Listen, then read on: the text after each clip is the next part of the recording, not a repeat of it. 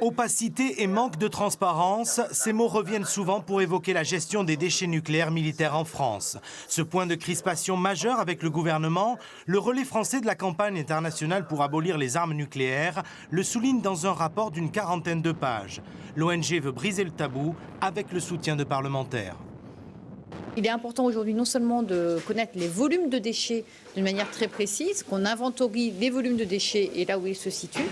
Et puis c'est important aussi pour prévoir en matière financière ce dont on aura besoin pour pouvoir assumer finalement la gestion de ces déchets et le stockage à très long terme de ces déchets.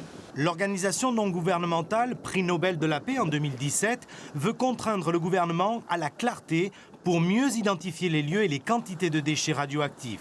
Cette question se pose à l'étranger, en Algérie, mais aussi en France, dans le Pacifique. Pour la Polynésie, on dit que les atolls de Mororoa et de Fangatofa ont des déchets nucléaires, mais il n'y a pas de quantité notée, alors qu'on pourrait les noter. Ça permettrait après de se donner les moyens de récupérer ces déchets, de pouvoir les traiter comme des déchets nucléaires, puisque c'est la métropole qui est responsable de ces déchets. C'est jamais les Polynésiens qui ont demandé à avoir ces essais nucléaires.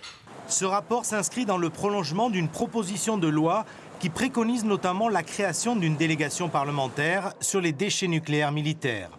Elle permettrait aux députés, soumis alors au secret défense, d'avoir accès aux informations sensibles et de porter un regard sur l'action de l'exécutif.